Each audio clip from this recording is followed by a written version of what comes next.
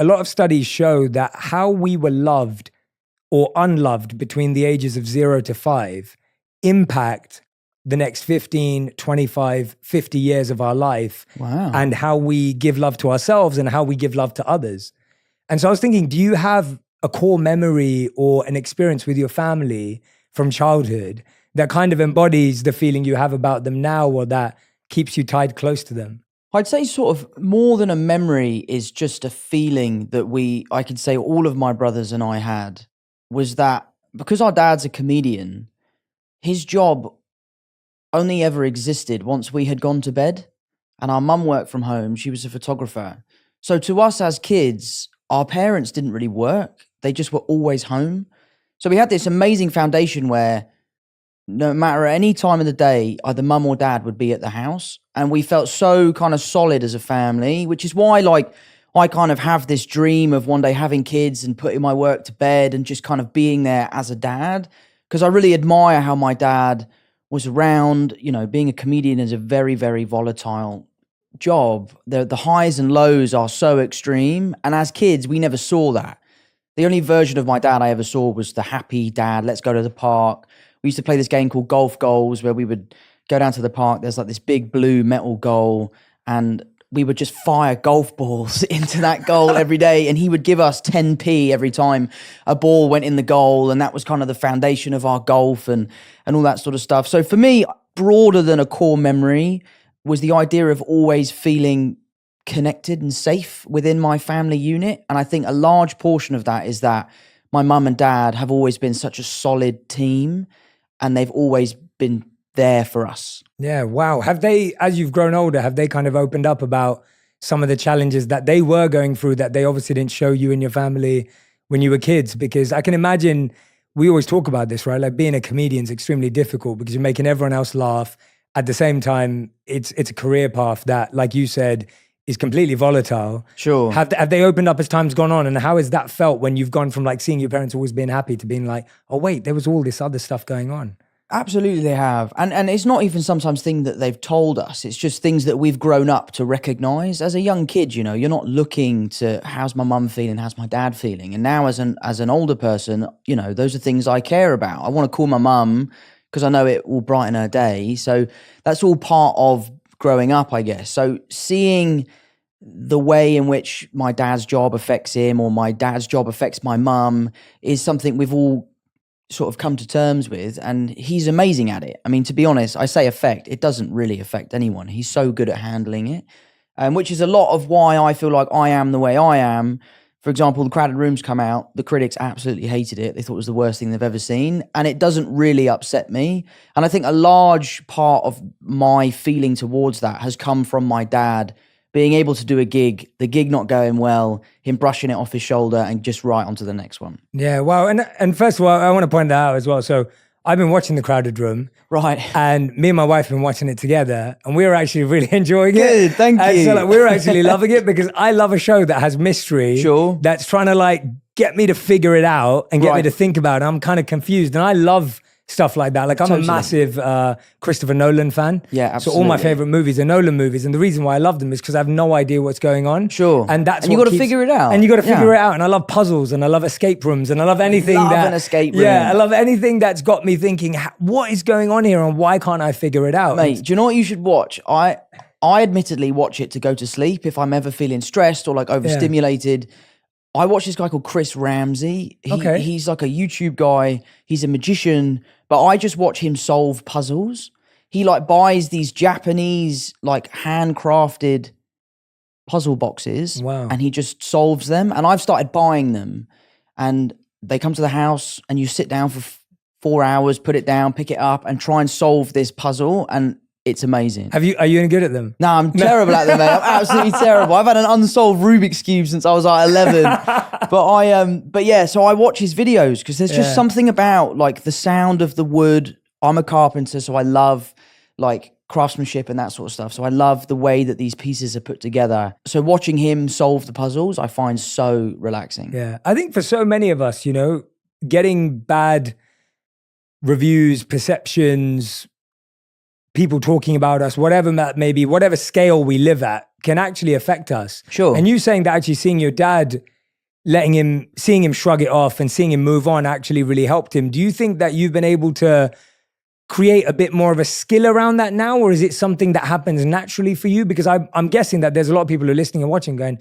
Tom, that's pretty amazing that you can do that at your scale and your level. But, I'm still affected by that. Or I really struggle when my mate says something. Like, I know Sure. the number one thing I hear is like, most people don't chase their dreams because they're scared of what their mates will say, let alone what the world will say. What the world will say. Yeah, like I had this late, I was flying back last night, as I was telling you. So I was on a plane from DC to London last night.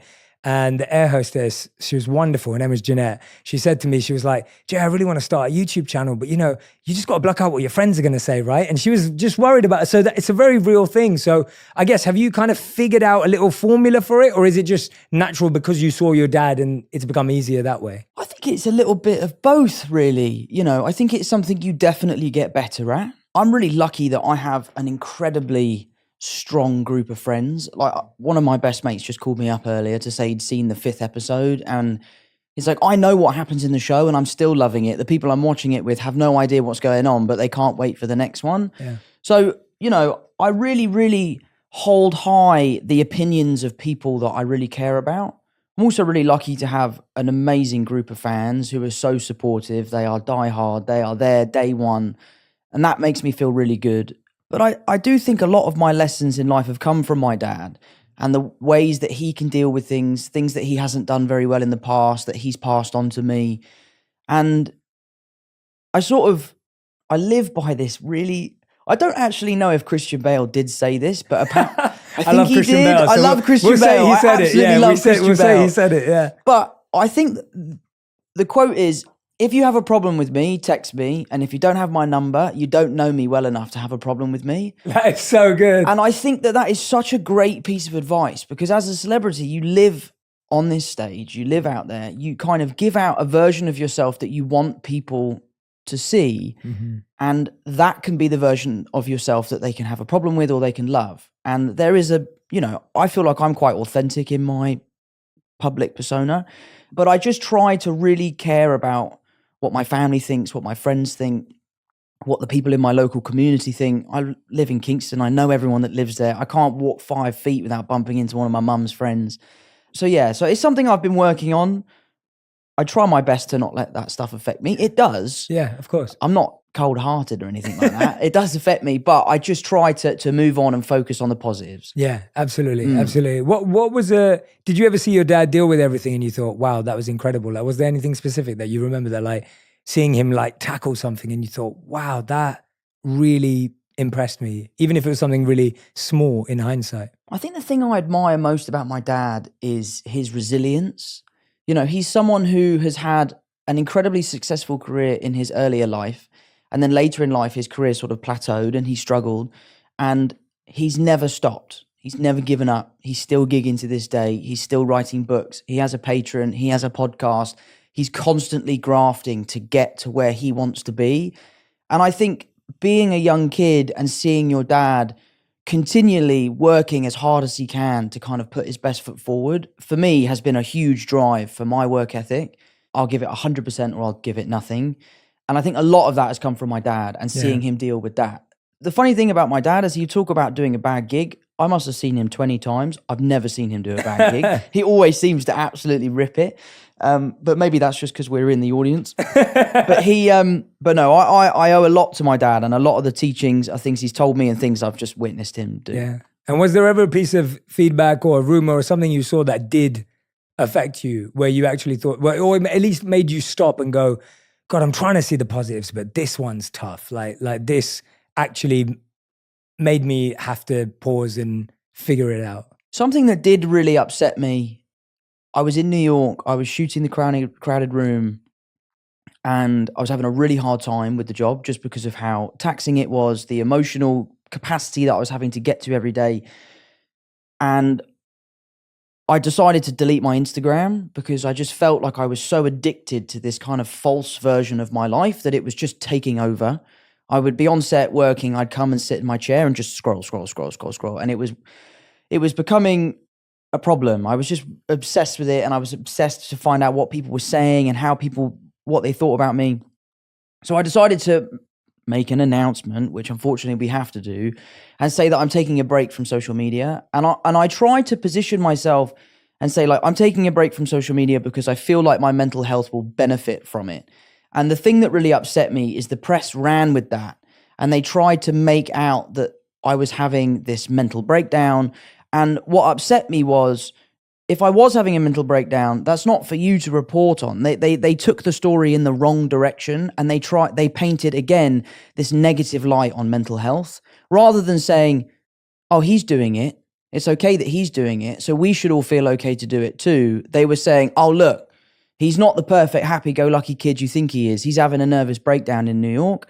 And I think that was a really unfair line of journalism, let's say, because I just think it again kind of painted people looking for help in the wrong light, if you know what I mean. Yeah, absolutely. It almost sounds like you were actually preemptively going, I'm doing this so that I don't go in that direction. Totally. So, at least I'm not trying to put words in your mouth, but absolutely, it's almost like I'm proactively seeing that I could end up in a position where I might have a breakdown. I don't want to be in that position. And so I'm responsibly saying, guys, I'm taking a break in order to protect myself. 100%. Yeah, which makes a lot of sense and actually is quite admirable again. Totally. Yeah. And that's kind of what the message of the show is about. Like the message of our show is that asking for help should be something that we celebrate. Yeah. If you're struggling, if you need help, if you feel bad and you wake up and you go to a friend, a therapist, a teacher, an employee or a colleague and say, I'm really struggling, I need some help. That should be something that we give you a pat on the back. Like, I would love to help you. I'm delighted that you asked me. And that, for me, that announcement was kind of my olive branch, and the press ran with it how they ran with it. But to be fair, it kind of gave me a great drive to finish The Crowded Room in the way that we did. To, like, if you're not going to listen to my personal message, then you have to listen to the message of my show. Yeah. So it kind of went hand in hand. Yeah, absolutely. You've reminded me actually when you said that, because I think we naturally today think of therapists or doctors, but you mentioned teacher there. And I was thinking, when I was going through a really rough time at school once, I remember my walk to school from the bus stop, I'd see a teacher every day that I was really close with at school, but you never talk to your teachers. Nah. Walking to school, not a crazy person. Yeah, but I was so lonely at the time that I remember like almost thinking like, well, he's the only person I can talk to because of other stuff that I was going through at school. And I remember I started talking to him on the way to school. His name's Mr. Buckeridge. He knows I go on about him everywhere, and he avoids it because everyone's always like, "Oh, Jay's been talking about you. Jay's been talking about you." But it was that exact feeling where it was like he was someone that I felt I could open up to at that point in my life without feeling judged, without feeling like he was going to see me through another lens, and just having that space to be seen for as a human who was going through stuff by a teacher was a huge win. And so you are right that help can come in all different forms, and it doesn't have to come in the ways that we expect it to come in. Yeah, it doesn't have to be a professional. Yeah. I go to my friends a lot, and some friends are better than others in certain situations. I've got some friends that are very much like pull your socks up and get on with it, and then other friends who are like, come here and have a cry on my shoulder. But like it varies. So I just really hope that that's what the show can do is sort of paint this positive picture of asking for help is something to be proud of. Well, that's a great message, and I think we all need to hear it. And I want to go back a little bit because there's a lot of interviews that you've done, and I've watched a lot of stuff over the time. But like we were talking about, a lot of it's sound bites because it's quick and short, and like these entertainment, interviews. And that's why I was really grateful that you took out the time to do this. But you were diagnosed, as far as I read, with dyslexia at age 7. Yes. And I was wondering how, a lot of our community and our audience is diagnosed as well, or some of them are not, but they're finding out later on in life. How did that affect you, or how were you set up for success with that because as an actor, you've got to learn lines, you've got to read lines. There's a lot of activities that people would assume are quite challenging. Sure. But you found a way, and walk us through that a little bit. I don't know. My mum has always been really hands-on with our education. Mm-hmm. She, really wanted us to just do our best. Our dad always said, like, look, I don't care what grades you get. As long as you try your best, and that's all that we can ask for. Mm-hmm. But yeah, my dyslexia, it's really just my spelling. I mean, honestly. It's just that, yeah. Those sort of games that you play at Christmas. Have you ever played the The one we have to write down the answers. It's such a good game. Is it Boulder Dash? I don't know Boulder Dash. Is it? It's basically a game where someone will read out a scenario or Right. ask a question, and then you have to answer the question to the best of your ability. But you can also bluff and lie. Oh, I've never played this and game. if you write somewhat a believing answer and people vote for your answer, you win. Oh, cool. Okay, I've never played it. Which is great. Yeah. But when I play it, everyone's like, what does that say? That is definitely not spelt right. Good. But yeah, so my spelling was really the biggest hurdle. Yeah. I worked really hard at school. I didn't do particularly well, but again, my parents said, as long as you try your best, then that's all we can ask for. Yeah. And acting you started early too, age 9, right? Like that was something that you started pursuing really early on in life. And I feel, was that something that you were always sure about? There's that famous viral TikTok that always goes around of you, I don't know how old you were, being asked, what superhero would you play when you're older? And you say, oh, maybe Spider-Man, right? And it's like, and I wonder like how much of your acting career do you feel like you've manifested, or there was a vision or a focus, or is it more just like this was naturally what you were into and it grew? Where did that come from? I do believe in manifesting, actually. I really do. I think what's interesting about my career is this was never something I wanted. I just was a young kid. I loved dancing. My mum would take me to a dance class every Saturday, and I got spotted through that dance class to audition for a show on the West End. I ended up doing the show. I loved it. Billy Elliot. It was a time of my life. It was such a cool experience. Just by complete fluke, an agent came to see the show the night that I was on. She signed me. She sent me to an audition for a film. I was lucky enough to get the part. All of a sudden, I was on set with Ewan McGregor and Naomi Watts, and we made The Impossible. And to be perfectly honest with you, it was just a hobby. It was something that my mum would let me do on the summer holidays. She was very keen that I kept my schooling up.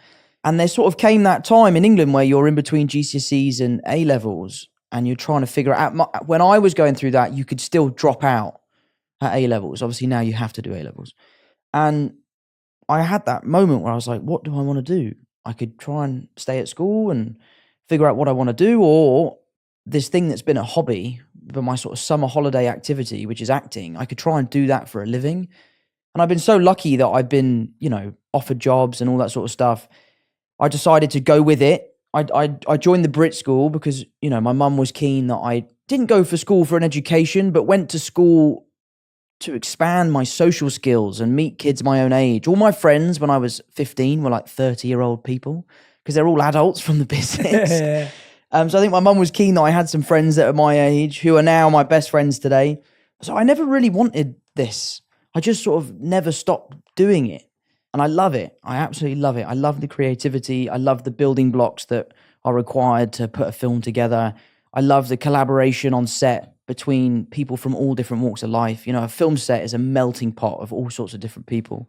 So I love it. I absolutely love it. Yeah. Wow. And I read something that you said you were bullied for like doing ballet. Yeah, right. Early, which obviously got you into playing the role of Billy Elliot, because it's ballet and tap, right? Sure. It's both. So was that tough at the time, or like were you trying to hide it and then you end up on, you end up at the West End and you're on the main stage and everyone's seeing it, or was it kind of easy to navigate? And how did that go down? Because I feel like as a kid doing ballet and tap must have been a little challenging. Yeah, I mean it wasn't easy, but it also wasn't tough. Right. I went to a rugby school, so you can imagine like the one kid in the school that does ballet. There's going to be comments here and there. It wasn't the easiest thing in the world. There were kids that didn't understand why I was doing it or what I was doing it for. No matter how many times I explained, like I'm the only guy in a class of 30 girls in tights. I was like, guys, this is what you want to be doing. Like rugby is not it. But it was tough. But again, like it goes back to what we were saying about resilience and keeping your head down. And Crowded Room was the hardest job I've ever had for all sorts of different reasons. And there was a point in time where we were talking about, do we shut this down and walk away from it because of how challenging it was? And, I dug my heels in, I put my head down and was like, no, I'm going to finish this. I'm going to see it through. And I think, you learn from past experiences like that. So I really am proud of the way everyone handled the Crowded Room. And I think that stems from my childhood, my dad's experiences and all that sort of stuff. Yeah. Well, so I've got a confession as well to make. Go on. So I went to rugby school as well. Okay. And Did you play? I played, I played for my A team, and I was pretty Oh, good. you were in the I was A pretty team? good. I was pretty good. Okay. What Because position did you play? Blindside flanker. Okay. Wow. Yeah. So I was really into rugby because I went to rugby school and I loved football, but my school Right. didn't play football. And so I was like, no, I've got to be on the school's main team. Sure, whoever sure, it was. sure. So I worked really hard to get on the team. But after we played rugby on a Saturday, my mum forced me to go to dance class.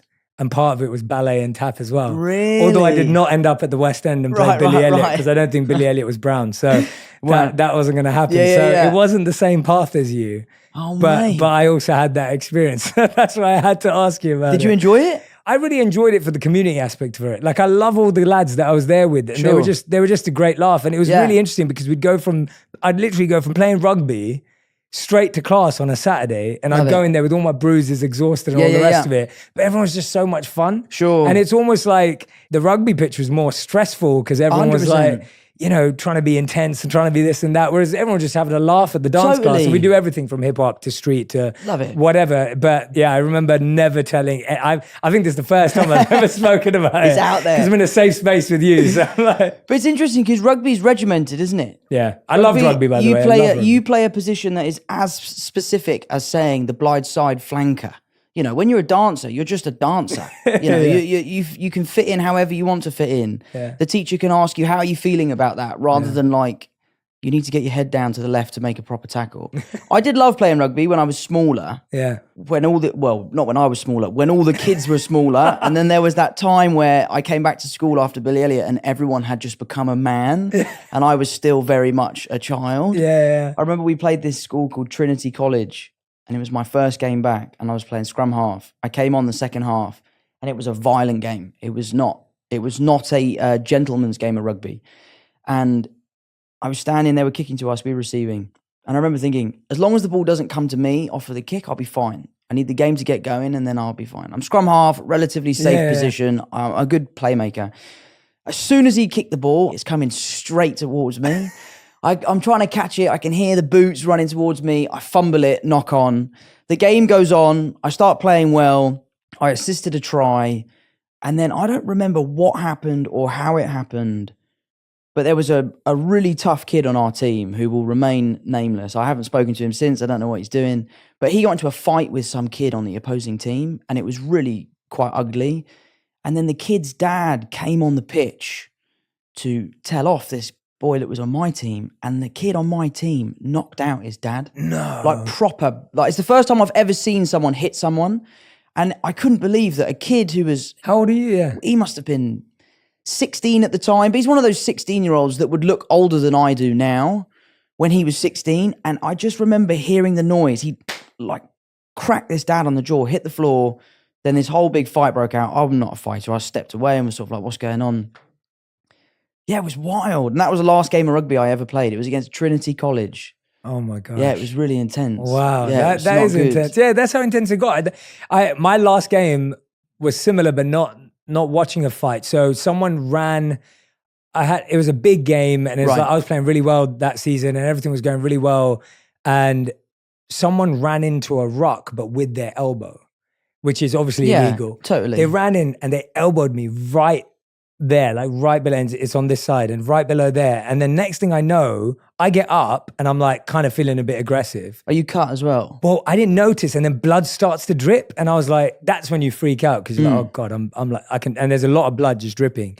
So I get subbed off, and the nurse on the side just puts a bit of glue there, like to stick it together. Mm-hmm. And at that time, you don't really notice, and you think you're all right. And then literally an hour later, it's just getting thicker and thicker and thicker. And I'm ending up with this run to the hospital on the way home because my coach was just like, suck it up, it's fine. You'll be fine. Run there. They're like, if you were any later, you would have had nerve damage and like personally potentially lost your eyesight, whatever it was. And they had to like glue it and a little bit of stitches or whatever it was.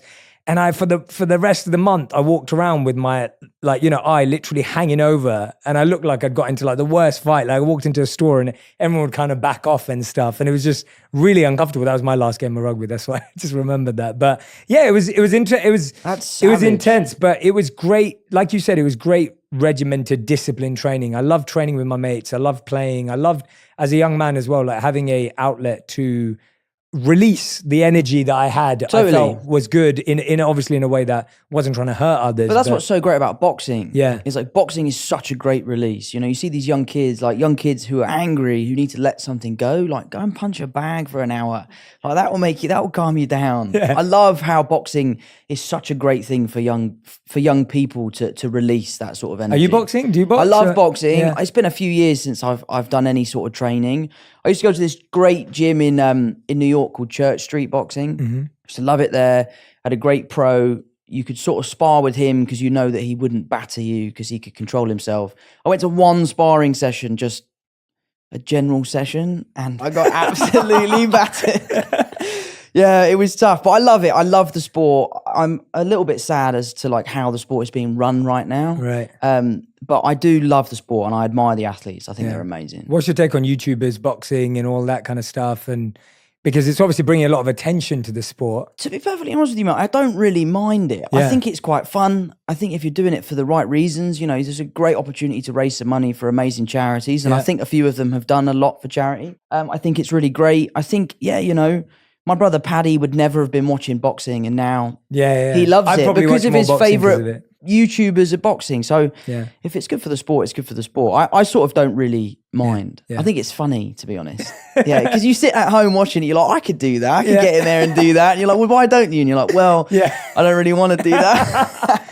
So we might see you in Creed 4 then. Absolutely. We'll do the acting boxing. I'd love to do a boxing movie. Yeah.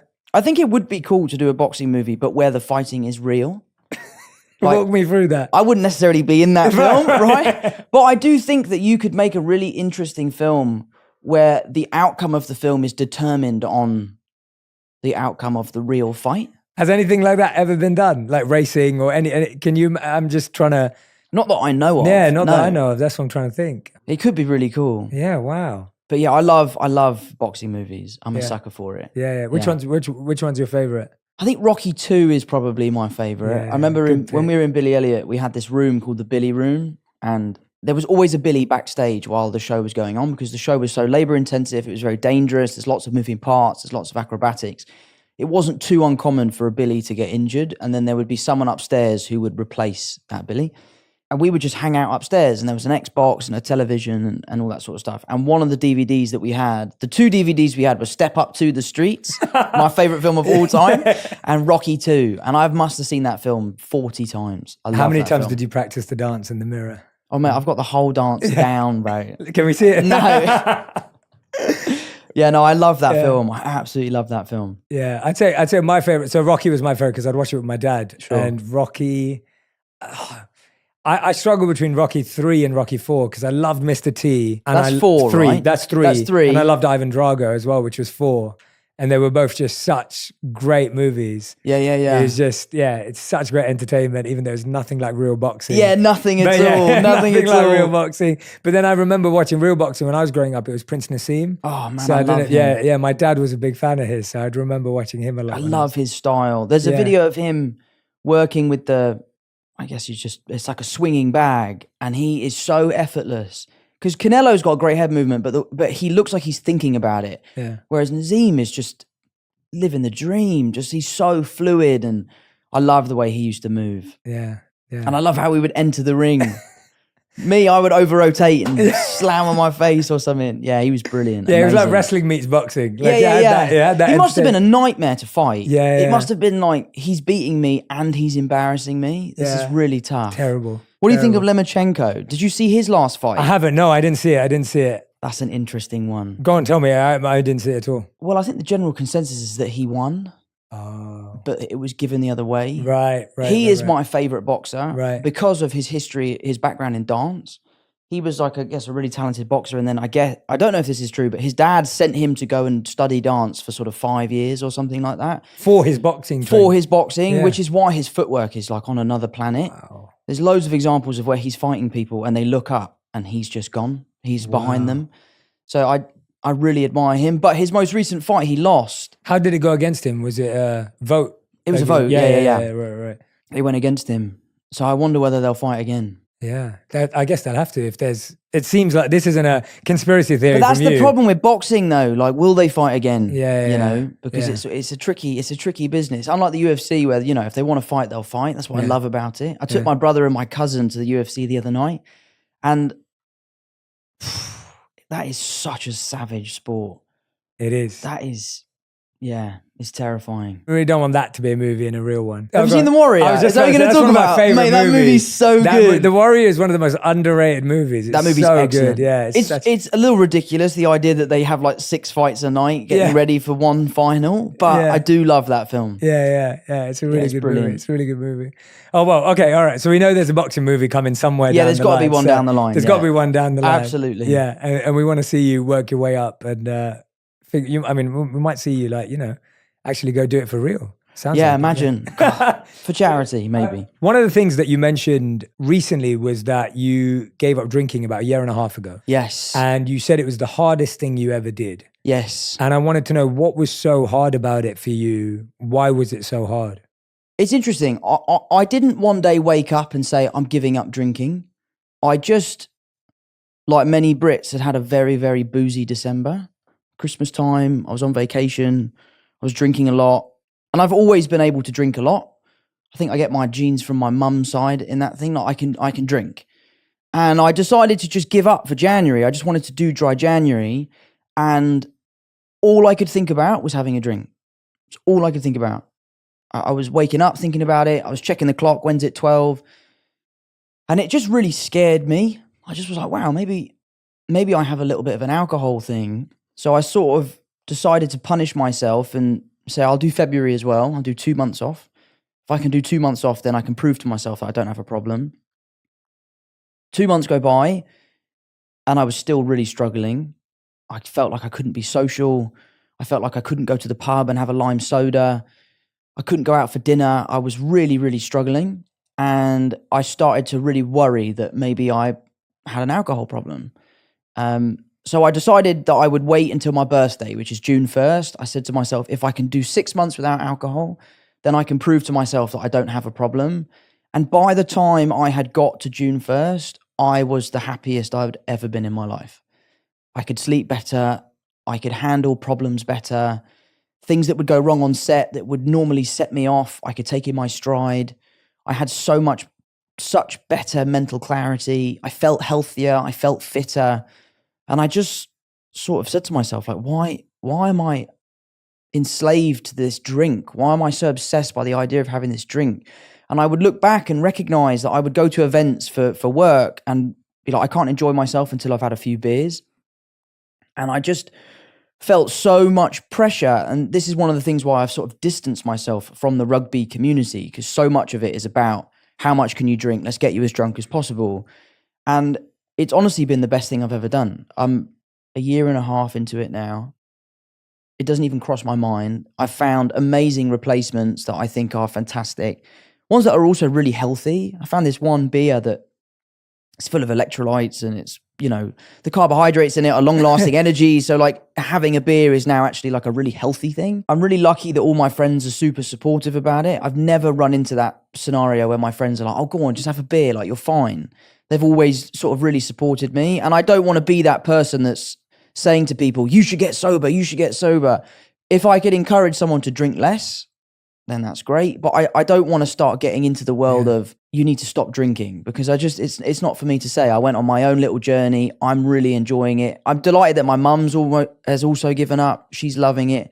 And it's been amazing. I can't believe the difference that I feel from not drinking. Yeah. I feel amazing. That's amazing, man. I love hearing that. And I love hearing that it's been great for you, right? I think that's the point. Not everything has to be like, look what I did, you can do it too. It's kind of like, no, this is just what's been great for me. Do you think it was partly that attitude for you, at least in the beginning, where it's like, well, look, I can drink. I drink a lot. It comes from my mum genes and it doesn't affect me. And then all of a sudden you realize, well, wait a minute, it's more than that. Because I think there is that. Like, I was like that as a young man as well. Like, for me, it was easy to drink. I didn't drink daily. For me, I drank a lot more socially. Sure. And I loved playing drinking games with my mates. And that was really what I enjoyed the most, probably. And for me, when I quit, I could just quickly see how it just got me into doing things I would never do if I wasn't drunk. So for me, it was more that. But yeah, I wonder for you, did you find that there's a really fine line between like, oh, I know I can drink a lot, and then all of a sudden you're kind of not addicted beyond that. No, addicted, mate. Yeah. Like, I'm happy to say, like, I Yeah. was definitely addicted to alcohol. Not shying away from that at all. I think anyone that wakes up and anyone that has a beer every day is probably got a little bit of a problem. But yeah, you're right. I would drink and drink and drink and drink, and then you would just reach that moment where you're like, wow, I shouldn't have had that last beer. And you wake up the next day and you have a terrible headache and you're suffering. I bought one of those rings that will tell you about your sleep. Yeah, Oura Ring. Yeah, and it was amazing because I couldn't yeah. sleep. I was like, why can't I sleep? I'm working 14 hours a day. I'm doing 2 hours in the gym. I'm eating really healthily and I can't sleep. What's wrong with me? I bought this ring and it was booze. It was completely affecting my sleep. And since I've given it up, I can sleep anywhere, you know? It's also interesting as well, going on nights out and having a great time as the sober person, and then getting to that point in the night where people start, you know, spitting in your ear and everyone's like, I love you, man. I love you so much. And you're like, yeah, brilliant. I love you too. I'll see you tomorrow. I'm going to bed. Like, I love being that person now. Yeah. I love seeing my friends on the golf course at 8 a.m. in the morning, feeling fresh and ready to go. Yeah. And they're sort of crawling out their car. And so, yeah. So I'm over the moon to be sober. I love it. Yeah. For anyone who is listening right now and is going, Tom, I love that for you. I want to do it too. Like, they're listening going, I'm having too much every day. I can notice some of those things, but I'm just stuck. And it's hard because we know that addiction's that way. We know that this is heavy. It's not easy. But if someone is watching going, Tom, tell me, like, what did you do to even get started? How did you have that courage to say, I'm going to do January, I'm going to stick at it? Were there any moments where you actually fell back and then had to get back on the horse again? Like, just walk us through that a little bit more for anyone who is watching going, Tom, mate, I want to be in your position in like 6 months. I didn't fall back on it. I have done in the past. Like, I've had periods of my life where I'd given up drinking and then gone back to drinking. But this time, I don't know, it was just different. I really worked to sort of change my mindset. I really asked myself, like, why do you drink? Why are you drinking? And a lot of the time, my answer would be to feel more comfortable in the social environment. Yeah. And I just put myself in those environments and just would force myself to be there. I'd force myself to hang out and go to a club or go to a bar, go to a dinner. Yeah, and so you weren't avoiding those places. I was at the beginning because I didn't feel like I could go and not have a drink because of the stress of it. But then after a while, I sort of was like, mate, you've got to pull your socks up here and you can't just live in your house all the time. You've got to go out and enjoy yourself. And if you're only enjoying yourself because you're drinking, then you really do have a problem. But I just changed my mindset. I found really good replacements, things that I could sort of attribute to having a beer. I often found with me, most of it is just the ritual of cracking something open and sharing it with friends and drinking it. Whether it's sparkling water or a beer, I don't associate, like, I don't see a difference. Yeah.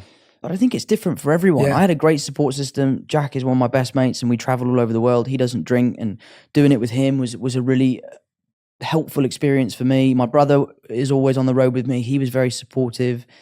And yeah, I just really set my mind to it. I was like, I really want to do this. I want to prove to myself I can do it. Yeah. And then once I'd felt the health benefits and started really feeling like my full self, I was like, oh my God, this is the best. But do you not drink? I haven't drank for 17 years. No way. Yeah, Congratulations. That's amazing. Yeah, I feel amazing. Yeah, it's incredible. Wow. It's like one of the best feelings in the world. And it's my biggest like worry when I was about to quit was like, how am I going to hang out with my mates? That was my biggest worry. I was like, my mates knew me as the guy who was like first to the game, last to get out. Like, that was me, bro. You know, the clown when I got drunk, like life of the party, kind of like that kind of guy. And then all of a sudden I decided I wasn't going to drink anymore.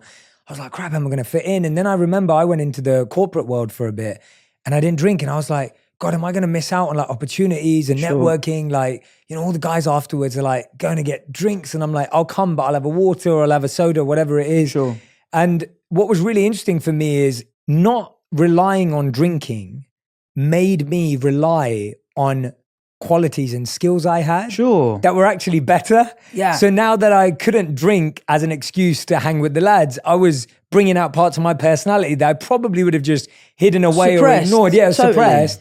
And all of a sudden you were actually getting respected and liked for who you were rather than the person who you were when you were drunk. Sure. And actually that worked in the workplace, and there was no one at the workplace going, oh, Jay doesn't drink, so he's not getting promoted. Right. It wasn't like that. People were like, oh yeah, I really like hanging out with Jay, or he's a really good guy, or whatever it may be. And I was still getting the same opportunities and I was still getting promoted at work and whatever it was. And I think that's what I'd like to remind people, that don't feel like your career or your work is going to suffer. Even for you, like I'm sure as a, with your career path, you have to be at parties, you have to be at events. Of course. And the fact that you're able to do that now without having alcohol, and it doesn't sound like it's negatively impacting your career. If anything, it's the opposite. Mate, I honestly cannot believe like the amount of times I've sat down with an actor that I've really admired, or sat down with a producer or a director and been like, oh, well, I don't drink anymore. And they go, oh, I don't drink, 10 years. And you're like, oh my God. And I've had so many insightful conversations with people like yourself where you've heard their story, their reason for giving up.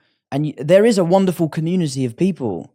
And I love it. I love being a part of that community. I'm really proud to be a part of it. I hope that, I can meet other people and chat to them about it, because it's really nice. It's lovely to be like, let's go get a lime soda together, Yeah, let's get a juice. Let's get a smoothie. Yeah, no, it is true. It's true. And it's really interesting because I can't remember. I'm trying to remember.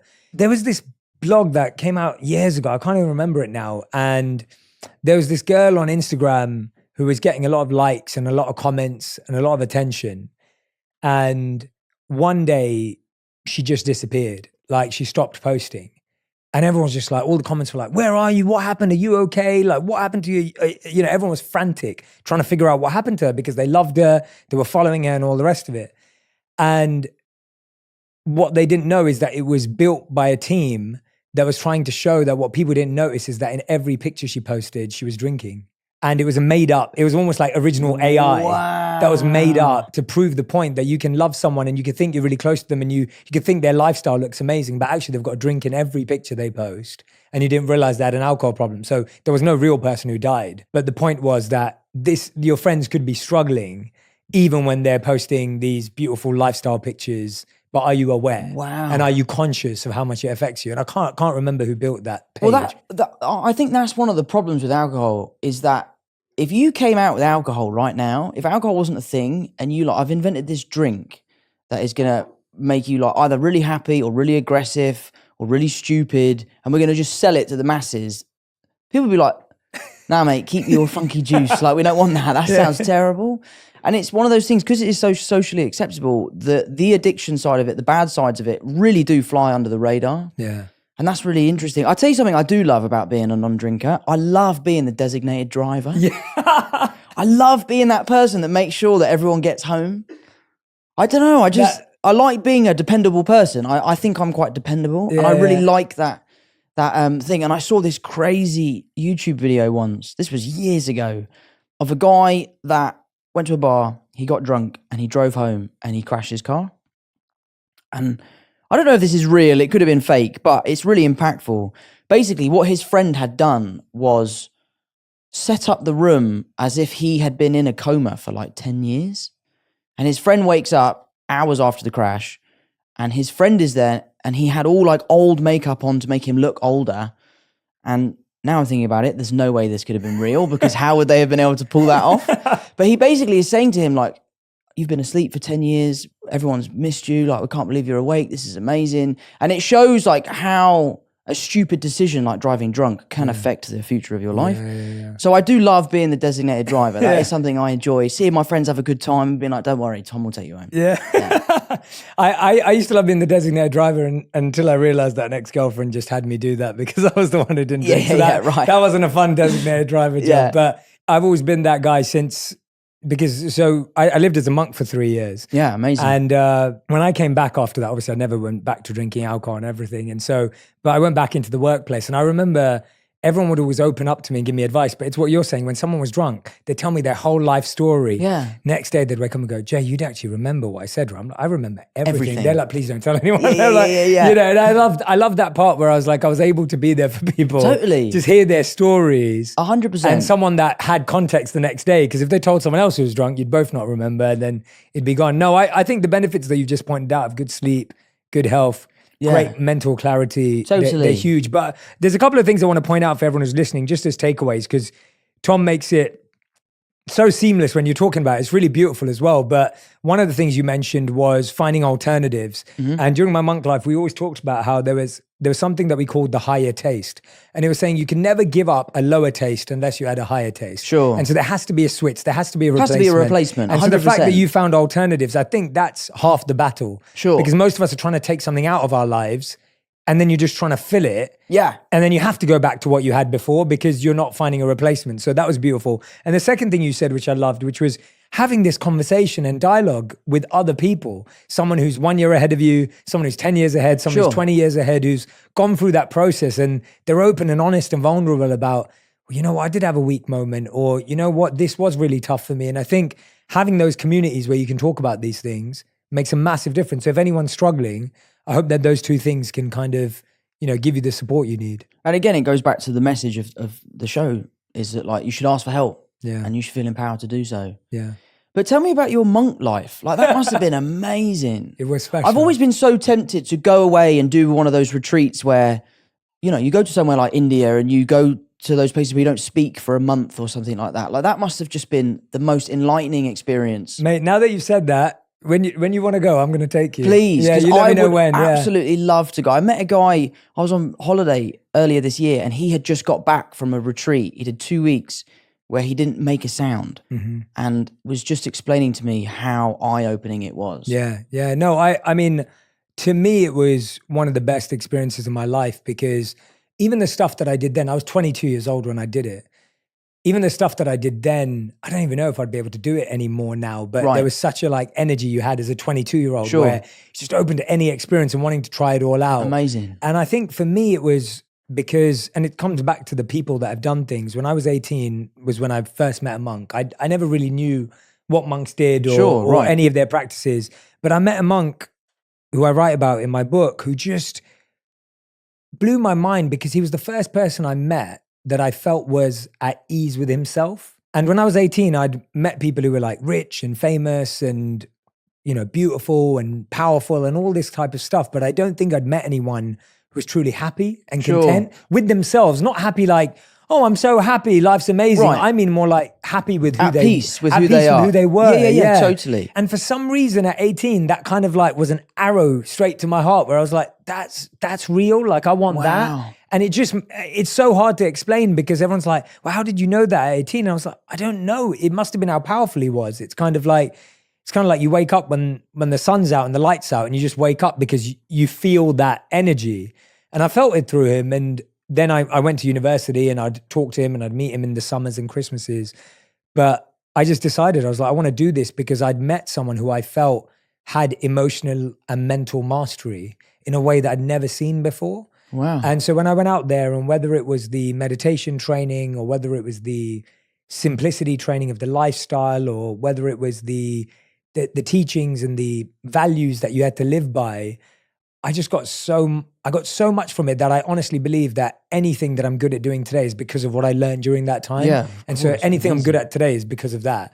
Do you think that you found what he had? Yeah, I believe so. And I would say that... Or has. He's still with us, he's still right? Yeah. Yeah, and I still see him every year. Amazing. And he still has it. It's like swag. Like it doesn't go away. Yeah. He still has it. And yeah, definitely. I got a glimpse into it. Obviously, he's been doing it for, nearly 30 years. And I only did it for 3. But you still get to a glimpse of it, and you get an experience of it, so you know that it exists. Right. And I think that's half the battle too. Like even with your sobriety, it's like you just need to know it exists. Totally. And then you're like, wow, there's this other side. 100%. And even though it's a challenge, and even though I'm still trying to be more mindful every day, and I'm still working on myself, because it's of course it's an endless, it's endless, ongoing thing. Yeah, I know, and I take a lot of friends and people I know on retreats there, because just a couple of years ago I took someone that I love to one of the caves in Rishikesh. So one of the things I love about caves is that they're equally dark and silent. Yeah. So it's almost like the first time, like we could be silent in this room and it would be silent, but the silence of a cave is just different. Different level, yeah. And so when you go in there, you can't see anything either. So you can't even see yourself. So you're so deep into the cave that there's no light from the mouth of the cave There's no light from the mouth of the cave. Oh, I don't know about that, mate. That would really stress me out. No, you hold hands. No, you don't hold hands. But it's one of those experiences that you actually get to experience real stillness and real silence and real disconnection from everything around you. And then you can actually listen to yourself. Yeah, it's interesting. Yeah. I would love to do something like that. Something that I find myself doing a lot is if I see a beautiful landscape or something, I will try and see if I can find an angle of it where there's nothing man-made in the Mm. view. Because you love know what that. it's like you see a beautiful hill or something and there's a telephone pole in the middle of it or a lamppost or something. So doing something like that where there is nothing but just Mother Nature and the silence and being with yourself. I'm obsessed with nature. It's like one of my biggest passions. I'm absolutely like, this new Our Planet show has just come out. One sitting, I've done the whole thing. So I would love to do something like that. So next time you go in, let me know. We'll I'll come with you. Yeah, we'll figure it out. No, where's a place? I love nature too. I just took me and my wife just went to Bali. Oh, I love And Bali. yeah, and it was unbelievable. We went whitewater rafting and it almost felt like Jurassic Park. I was just waiting for a dinosaur head to pop out. And it was just beautiful. It was so lush. It was so natural. There were these Bali. waterfalls everywhere. And another place that I've loved nature-wise, India, of course, we mentioned, but Iceland. I'd love to go I got to Iceland. go to Iceland a few years ago, and my friend was filming a documentary out there, and so I got to experience it with the documentary travelers. And we went to a real glacier, and we went to Amazing. you know, and it was incredible to just. It was the first time I felt like I'd landed on another planet. Yeah. It was just, I was like, this looks like nothing I've ever seen before in my life. Like I'm on another, like I could have gone into outer space and landed on another There's planet. a reason why every single space film, Iceland is the first on the list for locations. Oh, is that? I didn't know that. Yeah. I'm thinking Interstellar probably shot in Iceland. I went to the glacier. They saw. Right, so I'm sure all of those films, you know, Yeah. because you could do Mars, you could do Venus, all in, you know, in Iceland. I would love to go. I don't know. We were thinking about doing some climbing, and I'm not sure about how I feel about glaciers and walking across them and just falling and never being found. Yeah, we walked across them, and obviously there were teams there. Sure. And then they had an expert, and they went down into the glacier, like they went into one, like, and it was really scary because while we were walking on the glacier, and we've got I forgot what those little boots are called, the ones with the kind of like the little prongs. Yeah. But I forgot what they're called. But anyway, we had those on, and crampons. Crampons. Okay, Yeah, crampons. Thank you there for we go. that, Jack. And so we're wearing these crampons, and literally it was like 3 steps further, and you would have fallen, and you don't see it, And you would never be and found. you would never be found, Ever. and you'd never know. And it would be like that movie. What's it? 126 hours. Where Yeah. that guy had to saw off his own arm. 126 hours, mate. In 10 minutes, the ice would just. Yeah, no, that's a bit too far for me. If you went with a group of experts and all the rest of it, Yeah, but you've seen the documentary. Sometimes the experts go out and it's a one-way story. They don't ever come back, you know? Yeah. No, you got to be careful. I agree. I'll show you some videos later though, because it was pretty. I would love to. Yeah, please. It was pretty spectacular. It was really amazing. No, I love that with your journey with sobriety. And again, the other thing we were talking about this earlier, going back to it, was you decided to take a break from acting. Yeah. Because you were doing this role, it was really tough and challenging, and you were like, you need some time. And again, you were saying that was misconstrued. And I just, before we dive into why you needed to take a break and what was challenging about it, I just wanted to if you wanted to give context to that, and you don't have to, but if you wanted to clarify what you meant and what was going on there. It's only a break from acting because I'm an actor. Yeah. It's not like the acting itself. I just have been so lucky that in my life, I've been working so much. I just wanted to take a break. I just wanted to be in one place for a while. I wanted to be with my friends, be with my family, move into my house. So it wasn't necessarily, oh my God, I need to have a break from acting because it's too much. Yeah. I just needed to have a break from traveling and working. And also, I've done so much of my growing up on the road. I needed to do a lot of growing up at home, paying my water bill, paying my council tax and sorting out my bins and all that sort of stuff that they don't teach you at school, which I think there should be a lesson. I think there should be a lesson at school that's called life, which is like laundry, basic cooking. Like, I didn't realize you have to pay for your water. I just thought that was a luxury of living in England, that the water comes out the sky and then it comes out your tap. I was so behind on my water bill, I didn't realize. I'm up to date now, don't worry. So yeah, I just wanted to take this break. And it's a shame, again, talking about the press and how they can spin things. It's a shame that this year off has come after this incredibly hard job and that they kind of ran with this idea that, yes, the show did break me and yes, it was difficult, but I could have gone back to work. I was always planning on taking this break after this job. So thank you for giving me the time to sort of clarify that. I am loving having time off, and going back to work is something that isn't really on my radar yet. I'm just loving being with my family and my friends and enjoying, the fruits of my labor a little bit and traveling and seeing the world. Because, we get to see the world for work, but it's different. Yeah.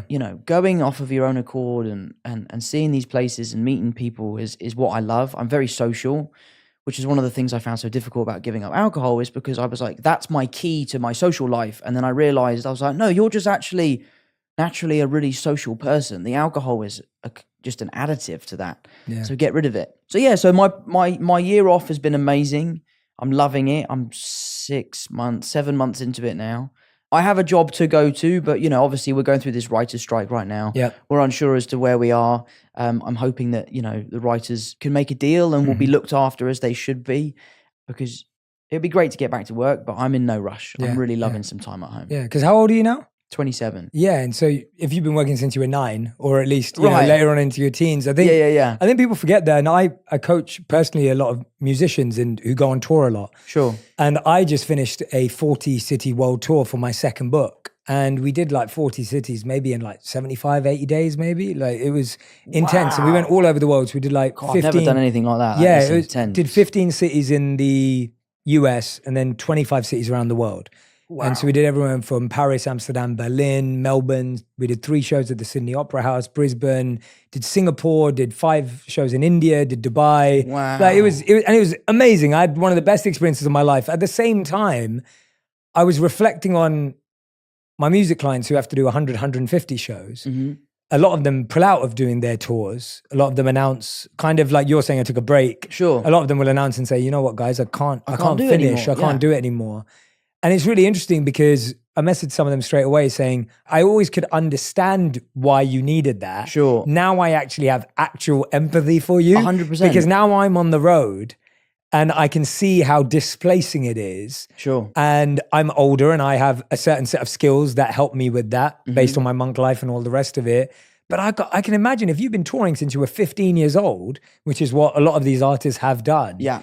You've, like you just said, you grow up on the road. Sure. And then all of a sudden you're like, well, who am I? And who are my friends? And what is my life? And now everyone that I pay is my friend. And that's the only friends I have. And Totally. and so it's really interesting how when you get a little glimpse into someone's life. And then on the last show I had was in Barcelona.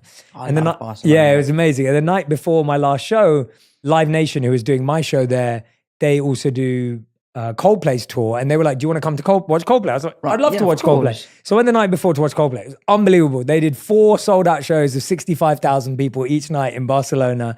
And I went to watch the 4th night, and Chris Martin and the crew were just unbelievable. Yeah. And then I found out it was their 89th show.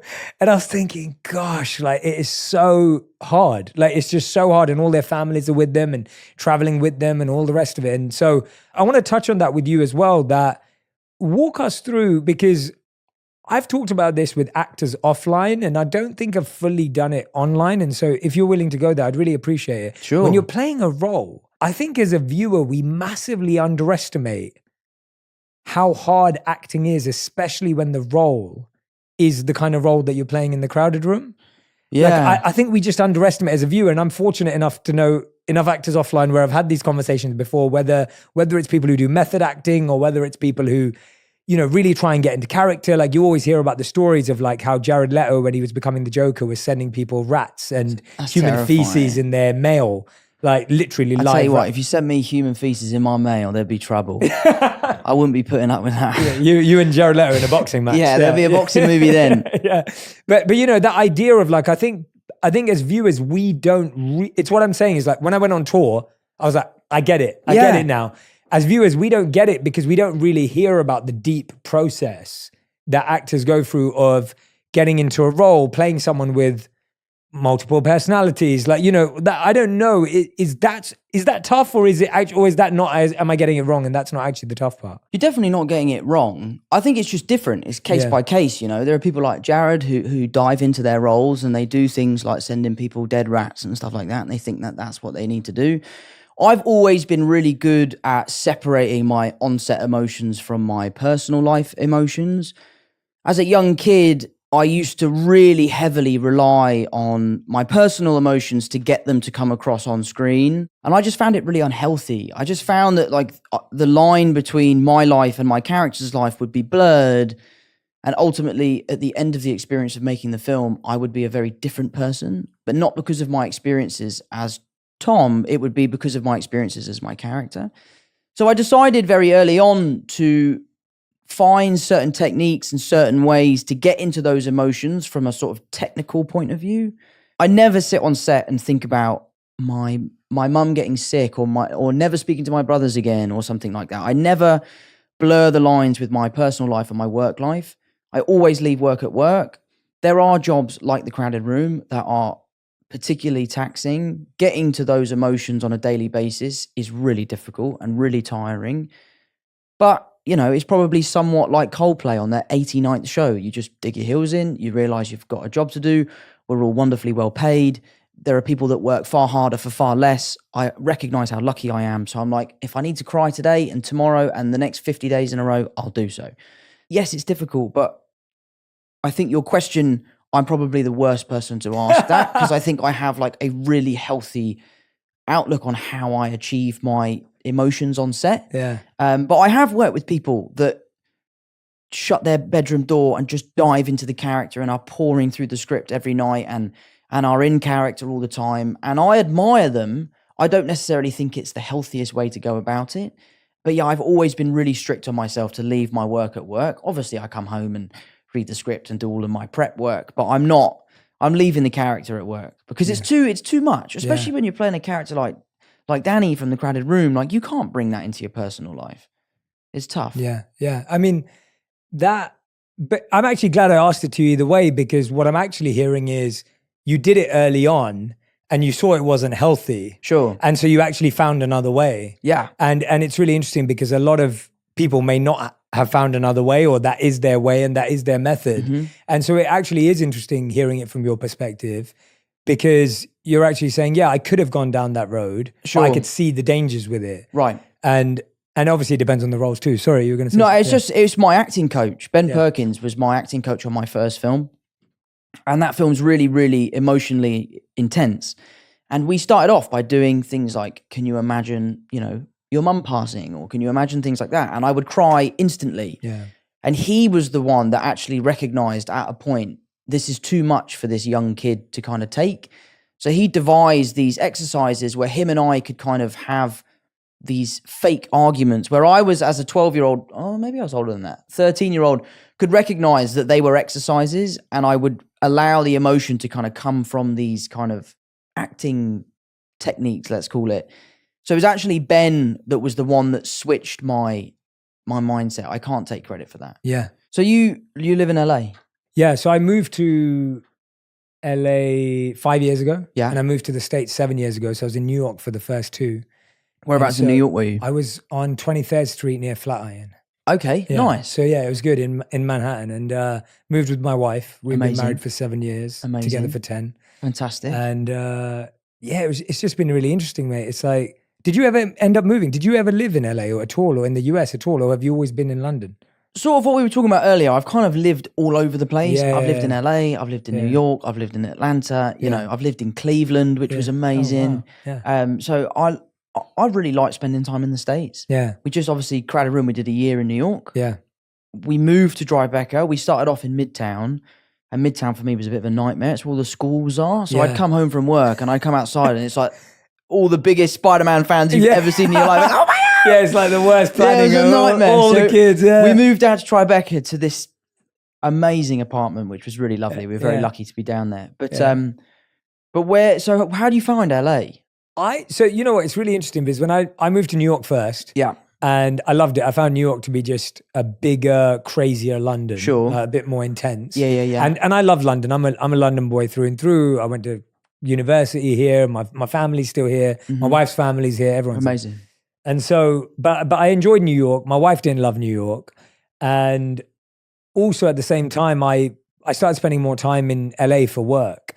And my wife and I just fell more in love with each other when we were there. And so that's what it was that drew us there. It wasn't really, everyone's always like, was it career? And I was like, to be honest, we went there for a month for work and we rented an apartment because we were going to be there for a month. Mm-hmm. And we were living together there and we just loved living with each other there. Home is where the heart is. Yeah, exactly. Right? And so we were like, all right, we love it here. Why don't we pack our bags and move across? And so we went back to New York. 2 months later, we moved over to LA. So it wasn't even, and now we've been there for 5 years. And the truth is that I was really intentional when I move somewhere. So while I'm building my purpose and my work and my career, which I absolutely love what I get to do every day, and I could never have dreamed of doing what I do today. I'm super grateful. But at the same time, I was really intentional about building community and family. And it was like an actual like thought process where I was like, as well as you're always building the people you know at work, you're always building relationships, you're hiring employees and team members and everything. At the same time, I've got to think about actually making friendships because in London, I got all my mates. I got my best man at my wedding. I've been mates with Raj for like 17 years. Like I've got people around me, but in LA, I don't have that. I don't have any family, any friends. I don't know anyone. And so I've really made an effort. And now after 5 years, I can honestly say, you know, obviously not in a wonderful way, but the pandemic did help deepen some of those friendships because I was stuck with those people. So I only could go deeper. Made some really good friends. Nice. And so I feel happy there.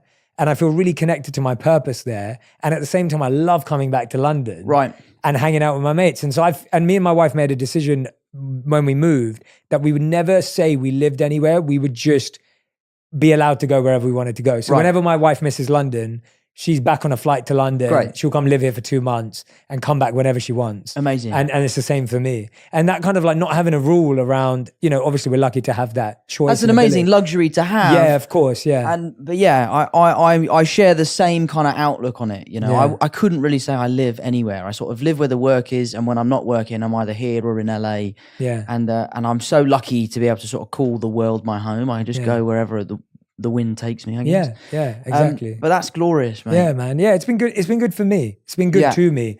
And I think because of the work I do, it very clearly lets people know whether I'd connect to them or not. I feel like my work is so obviously one way that it's very easy because not everyone wants this in their life. So it's kind of easy for people to be like, you know, I'm not going to make any effort with Jay or I'm going to make lots of effort with Jay. And so it kind of makes it very easy because my work is me.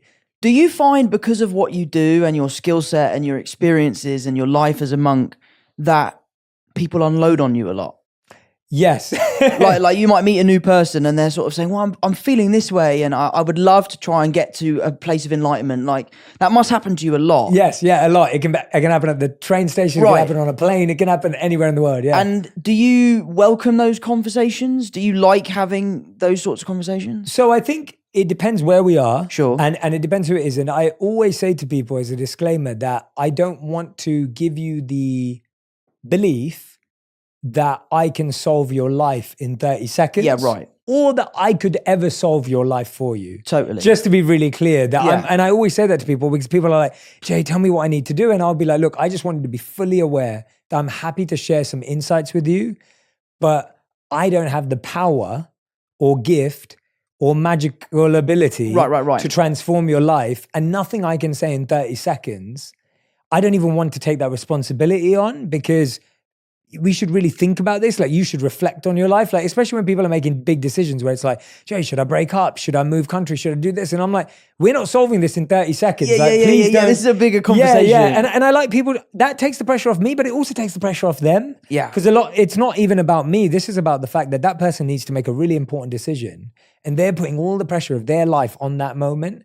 And actually I'm saying, well, let's just take it off. And here's a few things I want you to reflect and think about. Sure. And I know that will help you and you'll figure it out. And so, yeah, I welcome them because I appreciate that I don't feel that I'm the one holding space. And I don't believe that I'm the one who has the power to hold space. I believe that the universe holds space. I believe that energetically that space is held for others. And I don't feel I'm this powerful human being who's the one that everything rests on and has the answer to everything. And I think that's what allows me to be liberated from it. Yeah, where I'm not like, I also don't put the pressure on myself going, God, I better say the most perfect thing to this. I better change this person's life. Yeah, and I can't. And I don't. And I think once upon a time, I probably did feel that way. Like when you're immature and you're an amateur in your work, you almost feel like you have to have all the answers. And now I'm like, you know what, I don't. And it's fine. And actually people really appreciate it when you just chat to them and, you know. And so, yeah, and again, you know, I'm always happy to listen to someone when I can. Obviously, there's sometimes when I'm like rushing late for a plane or I'm trying to get into a car or whatever, and I can't do it. Sure. But I always stop and say hello, give someone a hug, and all the rest of it. Yeah. So I don't know if that answers your question, but no, absolutely it does. Yeah. I guess what you're saying about making decisions, something that I am constantly battling with myself is the inner battle between my gut and my brain. I know that sounds really weird. No, like, it's real. I go with my gut a lot. I'm very, very, I think a lot of the decisions I make in life are very sort of instinctual. I don't like to be bombarded with evidence and facts and all that sort of stuff. I just like to feel a certain way about how I would like something to sort of transpire. Can be taking a film, accepting a script, doing a business deal, buying a house. Like, it's all sorts of different things. Through your monk life, did you feel like you would rely on your kind of inner instincts rather than like getting the evidence of this is going to make you this much money, or if you do that, these are the risks? Where do you stand with that sort of thing? Yeah, that was the most poorly worded question, but you know what I mean. No, mate. I think I think this has been such a conversation that is what a question sounds like in a conversation. And, right. And I think I've asked you fairly poorly worded questions today as well, but I think that's what real communication we're having is. A chat. Yeah, rather fine. than like, mate, I've got question one. Like, right. But no, I think I get what you're saying. And if I go on the wrong track, let me know. But living as a monk, you're trained to understand that everything exists in a certain mode. And so I'll explain what that means. And so in the monk philosophy, there are 3 modes. And the modes are the mode of ignorance, the mode of passion, and the mode of goodness. And it's said that every decision, every thought, every action, every intention, every relationship can be in the mode of ignorance, mode of passion, or mode of goodness. And the mode of ignorance is where your relationships or any act is based on insecurity or fear. So when you're doing something out of fear, or you're doing it out of insecurity, or you're doing it out of pressure, that's considered the mode of ignorance. And energetically, we all feel that, right? Know whether I would know whether you were being forced to do this interview today, out of some sort of fear or some sort of whatever it may be. The mode of passion is where you're doing something because you want a certain result. You're doing it just for the reward. You're doing it just because it's going to get you what you want. It's going to get you to the goal. Okay. And so that's considered the mode of passion. And again, energetically, you can tell that when someone has an agenda or someone wants something out of you. I've come here to get my point across on something. Totally. And then finally, the mode of goodness is the energy of like, I feel really at peace. I feel really at ease. This feels aligned with my values. And therefore, it feels like the right decision. And so we were trained to sense energetically whether things felt like the mode of ignorance, mode of passion, or mode of goodness, which was a really helpful framework, because sometimes things were really hard to just sense without knowing where it sat in terms of a characteristic. That's so interesting. And so that was really, really helpful at the time. And so I find that I'm the same as you, where I make decisions energetically. Yeah.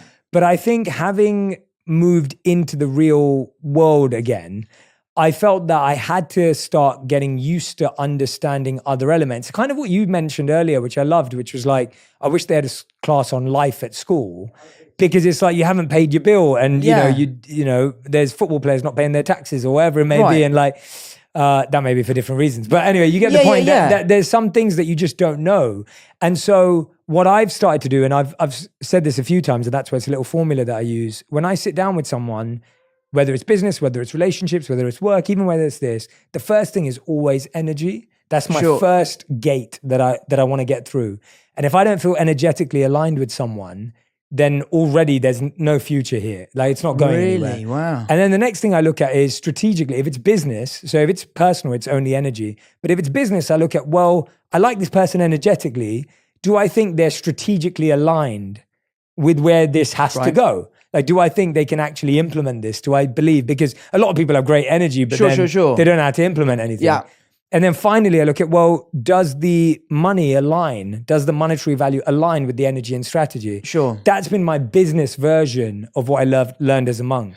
So what you're saying then, that is a combination of both. Correct. Allowing like your gut, your energy to kind of allow yourself to pursue further the opportunity. Yeah. And then you take a sort of mental look at it to be like, I'm accepting the opportunity from an emotional point of view. Now I need to see if it makes sort of logical sense. Correct. And if it doesn't, then we're going to stop there again. Right. Yeah, exactly. So I've found that more useful for me, because I found that energetically I can get excited about a lot of stuff. Yeah. I'm the same. Yeah. Like, and I'm that kind of person. And again, I never want to block that. Sure. At the same time, I think we have to become more selective with our opportunities and know when to say no, and know how to manage stuff. And that's at least helped me. Sure. So again, I'm not saying anyone has to live like that. I'm just, that's what it's interesting. Yeah. It's really interesting. I am very much like go off my gut. Yeah. I tell you what, my mum is an unbelievable judge of character. Wow. And I think she might have, without knowing what you're talking about, where she can pick up on people's energies. Yeah. Because we could meet a new person as a family. We've met this new person. The three of us could love this new person and another three could not like this new person. And my mum will be like, no, Wow. don't like that person. And then within 6 months, all of us are like, do you remember that person that we were really good friends with for a little bit? She's really got a keen eye for people that we would get along with. Yeah, she's that's amazing like that. Mums are like that. Now that you say that, all my mates who let me down when I was a teenager, I my bet your mum mum could have pointed it out. every Yeah, time, absolutely. every time. And I was like, Mum, no, they're my best friend. I'm never going to leave them. They're like a brother to me. Yeah. And then like 7 months later, the person stabbed you in the back. And then you're like, oh, Mum, like, you know. But the good thing about mums is they wouldn't judge you for it. Yeah, they don't. They're like, look, I told you, but you had to make your own mistakes. Yeah, exactly. But it's interesting that you've been able to hold on to that. And I love that. Do you feel like, you were asking me about moving to LA, and I think, what have you felt? And there's a part of you that's obviously wanting to be back in Kingston, be back to who you are. Have you felt that there's been parts of yourself that have been challenged? I don't feel sitting with you today that, you know, I don't know you before, I don't know you after. I've only met you today, so I can't judge who you are or what you enjoy. All I can say is that when I'm sitting with you today, I feel like I'm sitting with an authentic individual and your energy comes across very easily. Thank you. Do you feel like you've had to hold on to that at times with opportunities, challenges, the industry, or is that all stuff that we kind of make up in our heads and it's actually just be yourself and you're fine? I really don't know the answer to that question. I've definitely walked away from a lot. And I think had I not walked away from certain situations, let's just put it at that, I would be a very different person today. I've been really good at keeping in touch with my friends, keeping my family close, listening to the lessons, not getting caught up in the Hollywood hype. Like, I really am a massive fan of making movies, but I really do not like Hollywood. It is not for me. The business really scares me. I understand that I'm a part of that business and I enjoy my kind of interactions with it. But that said, I am always looking for ways to kind of remove myself from it, to kind of just live as normal a life as possible. Today, doing this is a very rare thing for me to do. Like, in London, to come in and speak to someone about my life is something I would not typically do. But because I'm a fan of yours and I was keen to kind of hear what you had to say and chat to you today, I felt like this would be a safe space for me to do that. But yeah, I definitely think it has been an ongoing thought, which is don't lose yourself. I've seen so many people come before me and lose themselves. And I've had friends that I've grown up with that aren't friends of mine anymore because they've lost themselves to this business. And I just am really, really keen to focus on what makes me happy, which is my family, it's my friends, it's my carpentry, my golf, the charity that my mum runs. Like, that is the stuff that makes me really happy, and that's the stuff that I should protect. My relationship is the thing that I keep most sacred. I don't talk about it. I try my best to keep it as private as possible. We both feel very strongly that that is the healthiest way for us to move on as a couple. So I do try to keep as removed from it as possible. Like, you'll never see me at an award show that I don't have to be at. I'm never going to a red carpet event that I'm not in the film of, you know. I don't want the attention when I don't need it. I love the spotlight. I love the pressure that comes with it. Just watch that tennis documentary, Breaking Point. I haven't seen it yet. You got to see it. It's amazing. I never realized how brutal tennis was. I've always been a huge tennis lover. I am now absolutely in awe of what those athletes go through. But there's a quote from Billie Jean King that's on the stand at her stadium in New York that says, pressure is a privilege. And that is so true. Like, oh my God, feeling pressure on a daily basis in the capacity that we feel is such a privilege. I love feeling pressure. I feel like I thrive under pressure. The best golf I've ever played in my life is when there are cameras around and people are watching. I just think that that is a real amazing thing to be able to experience. So I enjoy it while I can. And then when it becomes a bit much, I kind of become a bit of a recluse and I disappear. I come back to Kingston. I play golf, I play tennis, I hang out with my friends and my family, do the pub quiz and all that sort of stuff. So it is something I actively try to do. As I get older, it only gets easier. Yeah, you know? absolutely. Yeah, and I can relate to that, where in my small way, or in my world, where a lot of my friends think like I'm in LA, like always at events, always at parties. I'm not. I'm like in bed by 9:30 p.m. Right. And I only live there because it works for me in the world that I do and what I do, and Sure. and I enjoy living in LA. But I don't live there for Hollywood, and I think that's often the perception as well. Where everyone's like, "Oh, you're all Hollywood now," and I'm like, "Well, no, not really. Like I don't really go to all the events and gatherings and stuff unless I need to be there, or I'm connected to a project." So I relate to that. What you mentioned a few things there, but if I had to ask you, as Tom, when do you feel most yourself? Like, when do you feel most connected, and what are you trying to reconnect to? If you're like, well, I know what it is, but I'm still figuring it out again. I think when I feel most myself is to do with my relationships. I'm going to leave that and not talk about that. Absolutely. But I think the other thing, and this is such a stupid thing, but it's when I'm playing good golf. Like, there's something about how golf is the most humbling sport in the world. It doesn't matter who you are. It doesn't matter how much money you've got, how successful you are. Golf will batter you no matter who you are. And that's what I love about it. You know, it's such a leveling sport. I love going to a golf course and meeting new people that I've never played with before, playing around a golf. I struggle when I don't play badly. Like, I've got a bit of a temper, and like, you're supposed to have 14 clubs in your bag. I currently have 9, and you can probably guess why. But I just love being outside. I've always been an outdoorsy person. I love being on the golf course. I love my mates. They all love playing golf. There's just something about the challenge of shooting lower than your lowest score that really kind of takes my mind off of the work. The interesting thing about golf is that you could be having a terrible day. You could be really upset about something. And if you play really well, you completely forget about it. If you play really badly, you then are playing badly because of what's happening outside of golf.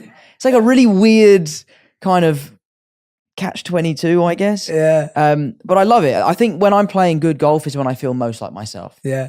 Wow. That's a unique answer, but I get it. Yeah, it's weird. Yeah. I've only ever played golf like twice in my life. Right. And I totally get the point of how humbling it is horrendous. No matter how quickly you pick up other things in life, golf is not one of those things that you pick up that easily. Oh, mate, you can sign the biggest deal of your life and go out to play golf to celebrate, and it will ruin your day. Like, absolutely ruin your day. Don't go out to play golf to celebrate. No, ever. never go out to celebrate. Yeah. No, crazy. Do you still play any sport? I love playing football when I'm back here. Okay, so that's one of the things. My mates know that when I'm back in London, we're going to play a game Where of do you football. play? Well, we will just play on like a 7-a-side pitch or a 5-a-side pitch, like close to northwest London, which is where most of my mates are. So like Stanmore, Edgware, Watford, that's like where all my mates are. And so we'll just go rent a pitch, kick a ball about. I'm not any good anymore, but I still got the full kit and the socks. And, all that kind I of always stuff. look dressed to impress, bro. I've actually got Neymar's kit, like from him. Oh, wow. So you best believe I'll show up to 5-a-side in his full kit. I love it. Is it signed by him too? Nah, it's not signed by him. No, that's just his kit. We went on a lad's holiday to Portugal recently to play golf, and at the resort we were staying at, the people were so nice. They said, let's have an England versus Portugal football match. There was like, I think there was 8 of us, and there was a bunch of Brits that were working at the resort, so they kind of joined our team, and we literally did England versus Portugal. It's a full-size pitch. We did 60 minutes, 30 minutes each way. I'm fit. I train every day. I absolutely love my fitness. I really, really I'm into it. By the end, I could not make 5 paces without my legs cramping up. They are so fit, these football players. It's unbelievable. And we won. And it's so funny how the first 10 minutes of the game was really friendly, soft fouls, sorry, mate, your free kick. And by the end, it was savage. It was really intense. Wow. At least you won though. We won. I got an assist. It was actually a glorious assist as well, actually. I pinged the ball over the top. My brother made a run and it bounced and he managed to get his foot to it and he chipped the keeper and scored. Wow. It was... But there's no footage. There's no footage. No proof. No proof. No proof. I sometimes think when the whole no proof thing, like we had the craziest experience of my life the other day. I'll tell you about it. Because our lives are so crazy, like why would I lie? But the other day, we went swimming with killer whales in Mexico. I said the other day, it was last year. And it was one of the most humbling experiences of my life. There's no proof of it. There's no evidence because it was so off the cuff. We weren't planning on doing it. So most people I tell are like, you definitely didn't do that. But we were in Mexico and we were on a boat and we just so happened to see this pod of orca. Jack, my security guard, thought it'd be a good idea to jump in. He jumped straight in, flippers on, goggles on, and we were driving to keep up with the whales because they were kind of following our boat. So by the time Jack had jumped in, he was like this. He was like 100 meters away, and you could see him, and the whales were like swimming around him. So I'm starting to freak out because he's a good friend of mine. And he's your security guard. And he's my security. I'm like, Jack, we got to get back to the hotel, bro. So I said to the guy, like, excuse me, sir, can you turn around and go and get my friend? Because we now can't see him anymore. Like, he's gone. God. We found him. We got him back in the boat. And he sort of said, like, lads, you have to get in. It's unlike anything you've ever seen before. My brother Harry's like Googling whether or not it's safe to swim with them. And it's sort of, the general consensus online is don't go swimming with killer whales. You can. There's never been a recorded attack in the wild. But they are wild animals. There's no one They're to also report. as big as a bus. And also, Jack's giving it like, don't worry, Tom, I'll be there. I'll look after you. I'm like, Jack, what are you going to do, bro? Like, what's this whale decides to eat me? So anyway, we put the flippers on, put the goggles on. We find the whales. They're sort of interacting with the back of the boat. They're clearly curious. And I just thought, like, I guess it goes back to what you're saying, the mode of ignorance. I just was like, I'm going to try it and see what happens. Yeah. I jumped in. My brother jumped in, Jack jumped in. We kind of came together. We're 30 miles out of the coast, so it's literally like dark blue water, nothing below us. And to my relief, the whales had gone. We couldn't see them. So I'm sort of thinking, oh, well, that's actually a bit of a touch. At least I can say I jumped in and they have gone. But then Jack said, look down. And we looked down and it came from beneath us. And what has been such an interesting experience for me was as soon as I saw the whale, I wasn't scared anymore because I could just tell that it wasn't going to eat me. I don't know how to explain it, but you could just see from its body language. I remember it so vividly. It swam up to us. It was maybe 10 meters below us, and it was kind of motionlessly sort of just looking at us. And then it kind of rolled on its back. It did this weird thing where it kind of put its head like this, and you could see its eye. Like we were having this crazy like moment, and then it just swam off and it was gone. And then for 3 hours afterwards, I couldn't speak. I had the biggest adrenaline dump. I just basically was asleep. But it was such an amazing experience to sort of meet the apex predator of the world and it kind of look at you and just swim away. Most people don't believe me because I believe you. There's no evidence, but it was, I think about it now. And then, do you know what's so funny as well? I see these, like our planet, there's more footage of orcas hunting and another way in which they hunt. There is no way I would do that again. There's no way I'd get in there again. But yeah, it was amazing. Hearing you explain it is like, you're so present. Yeah. Like you can tell that you were so present in that moment. Like you stop thinking about like, oh, well, you know, if I tell this after, that no one's gonna believe me or whatever it is. You're just like, wait a minute. Yeah. You know, nature makes you present like that. And that's what I love about nature is it's completely unbiased as well. Yeah. Like if that whale wanted to have a snack, then, you know, it's not looking at you going, oh no, but that's a famous person. I've got to leave him alone. Or it just, you are at one with Mother Nature. Yeah. We're in the middle of the ocean. There's nothing we could do. And we just were able to enjoy somewhat maybe like being in the cave, like you were saying. It was just about us and this whale. My brother and I were holding hands. But then as soon as it presented itself to us, any stress just dissipated. Yeah. And it was just this unbelievable experience. And it was so leveling. It was so humbling that it makes me feel like I can take on certain things. So it was honestly, even thinking about the experience now, my heart is racing. Yeah, I can imagine. Yeah, it was wild. Yeah, it was a cool experience. That's unbelievable. That's an incredible experience. And it is different from the cave though, because I do think it's different when you're with another living being. Sure. And so that's what I found. Like my closest experience to what you're talking about is I went trekking looking for mountain gorilla in Rwanda last year. Oh, that's Have you been? Top of my list. I would love to do that. Yeah, we should do it. I would do that again any day because it was unbelievable. So you're not, again, these gorillas are not like in a park or something. No. They're mountain gorilla. They're in their world. And you go and look for them and there's no tagging devices or any tech. There's people who have watched the gorilla for so many years that they know where their droppings are, they know where families hang out, they know what their routines are. So depending on what time you're going out, there's someone who's just around them who's calling their friend, calling your guide saying, walk this way. This is where you got to go. Exactly. Right. Just to make it very, very clear that, you know, the gorilla is being treated very well. So you're literally looking around, and you could be on the lookout for them for like 2 to 6 hours. Wow. You may not find them. You're just hiking. See, I love that, though, that you might not find them. Yeah, you might not find them. So we found them in 2 hours. One group that we heard about, because you go in smaller groups of like 10. The other group that we were friends with, they took 8 hours to find gorillas, but they saw them too. And when I went, I was kind of like, oh, we're going to see one gorilla, whatever. Like, they're going to be far away. Like, I was a bit skeptical because I didn't know how it was going to be. And it was incredible because we looked around for 2 hours, and I'll show you the video afterwards, but we just saw them like hanging out, kind of like how I'm looking at everyone here, just hanging out still. And then all of a sudden they all started walking together, and there was a family of 20 gorillas. Wow. And you've got 2 silverbacks that are like, they're like, their fists are like, like just huge. Slap you and you're gone. Yeah, exactly. And it was really interesting because the guides who were there with us, they said to us that when you go close to them, kind of like, and this is why I remembered it and why I'm telling you, it's because when you were talking about the way the whale looked at you, and it was kind of like you knew it wasn't going to eat you. Yeah. And so they were saying that when you get close to these gorillas, the only thing you can't do is you can't touch their kids and you can't touch them. Yeah. And so you can't drop something near their kids and then try get it back because they'll think you're trying to harm their kids. Totally. But what they recommended was, they said you had to make this sound when you see them, and this sound means we come in peace. And so the sound was, so that's, you have to make that sound. And I was like, all right, this is some Disneyland stuff. Yeah. That sounds like nonsense. I was like, yeah, I'm not believing this stuff. Like, whatever. Like, I was like, all right, I'm going to play around with it. Yeah. And so I'm walking around. So we go to the gorilla and we get close to them. And I made that sound because we were told, they were like, make that sound. And then the gorilla did it back.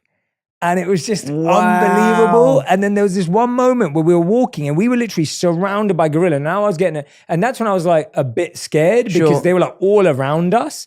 And like literally if they ran at you, like I'm done. Yeah, like, it's nothing you can do. Nothing you can do. And so they're walking around us, and this massive silverback came up. So my business manager was with me as well.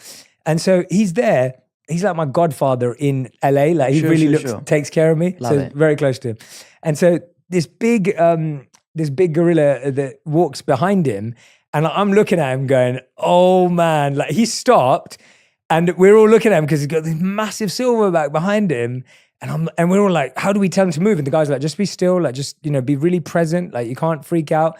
And the gorilla just went wow, behind him, amazing. and he moved out the way and just walked past. Wow. And it was that same presence that you're feeling that I felt with them. And that's what I mean, being with another living being is spectacular. So do you think that level of ease comes from the helpless nature of being in the presence of an animal that could do to you whatever they want to? Like, I think part of the reason why I felt so calm when the whale had come up was because there was nothing we could do should it go sideways. Yeah. And I think finding that kind of inner peace of like, I've made my mind, this is the choices I've made. I'm here now. There's nothing I can do.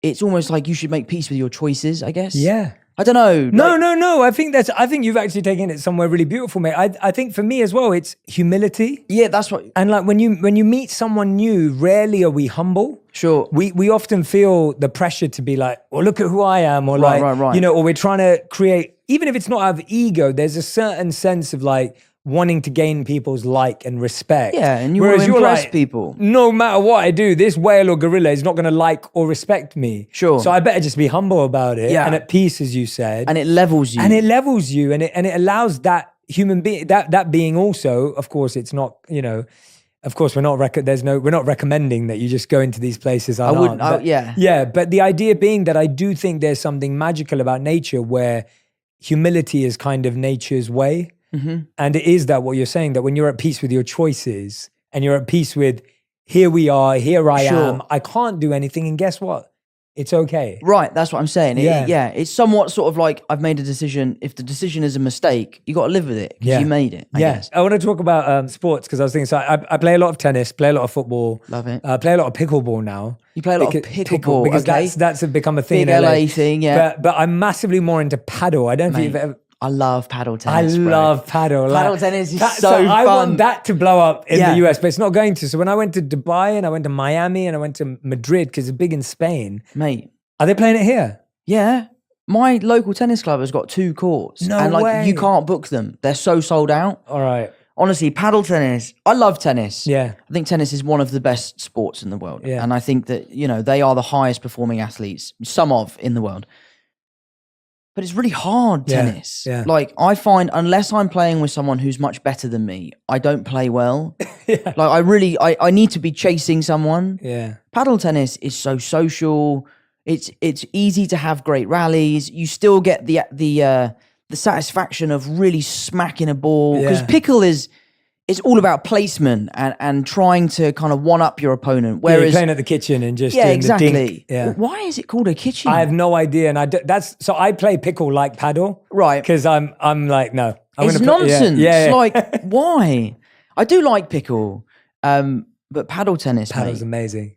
Next time, Paddle's one of my favorite. I was in Dubai with a client for work for months, a couple of years back. I played it every day for 3 months. That's great exercise. And it was just, it's the best workout, the most fun. Like, time just flew, is amazing. But I was bringing it back to sports because I was saying, you personally tried to recruit Mbappe for Tottenham. I did, yeah. And I just thought that was amazing, because I was like, I've never seen this ever happen before, where, someone's using their clout in the right way. Listen, I saw him.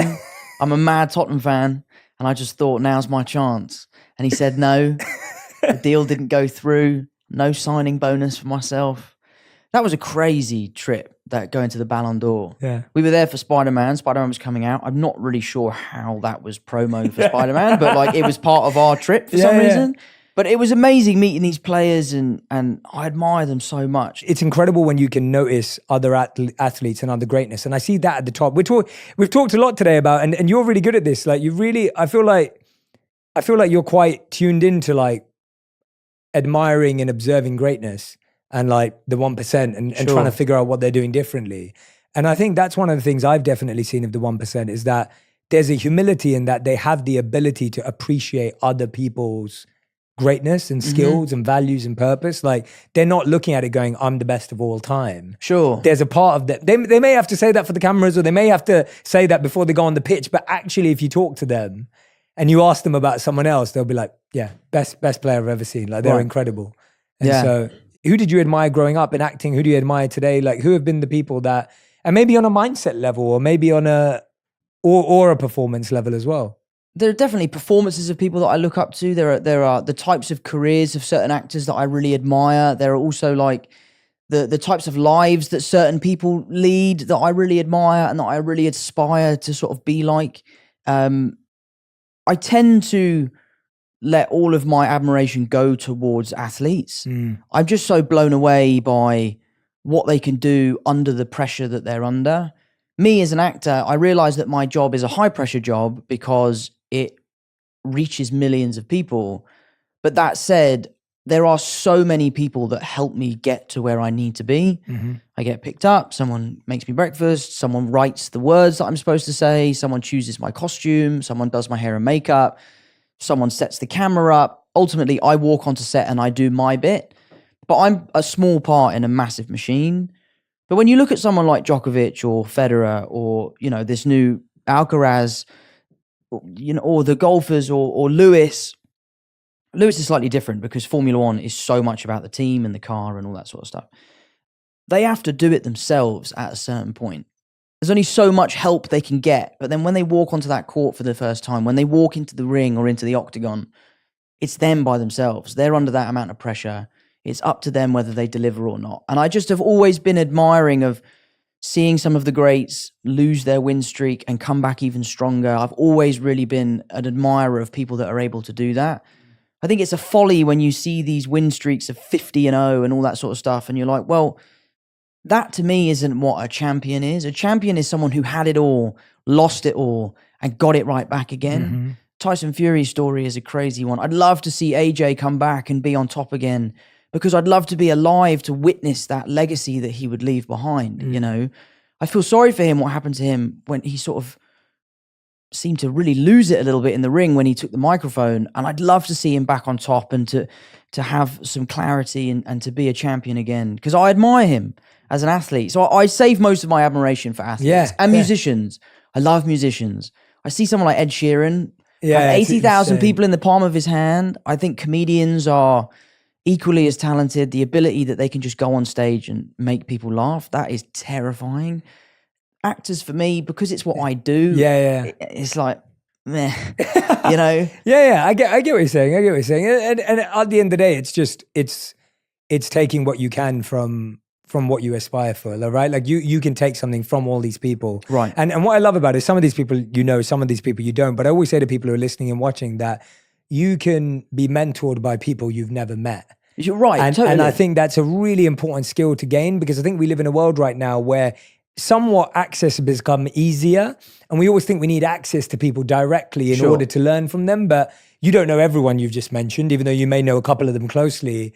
And same with me, like I was really fortunate, you know, growing up as a teenager, I got introduced to like Martin Luther King's work and Malcolm X's work. And I was reading crazy stuff at that age, but it had a massive impact on my mindset. I never met all those people and obviously would never have got the opportunity to do that, but I feel mentored by them without ever having sat in the same room as them, because you study like how they made decisions and you study what they said and what they wrote. What they stood for.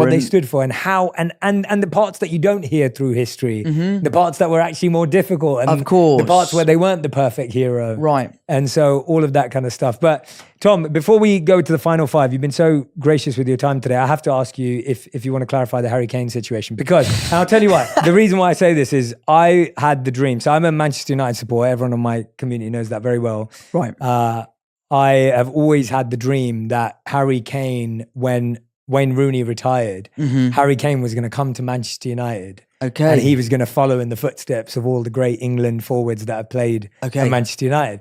That didn't happen. No, it I'm didn't still happen. holding on to that dream. But you want him to go somewhere else. Well, listen, let me just clarify, right? I love Harry Kane. I love Heung-min Son. Heung-min Son is my favourite football player. He is a hero. I love Tottenham. I'm a big Tottenham fan. But I know that those players could thrive and have the best careers ever somewhere else. I just want to see Harry lifting a trophy, and I want to see Son there by him, and I just don't think you're rooting for the individual. Yeah. I'll always be a Tottenham fan. I love being a Spurs fan. Yeah. My brother Harry and I, we've really bonded over it. But I just, Harry Kane's one of the best strikers in the world. Yeah, and he would fit into almost any team, and I'd love to see him on top. Yeah. And interesting question. Do you think he would have had a similar season to Haaland had he gone to City? That's I personally think, because I think Haaland's amazing. I think Haaland, with his age, his strength, and his mentality.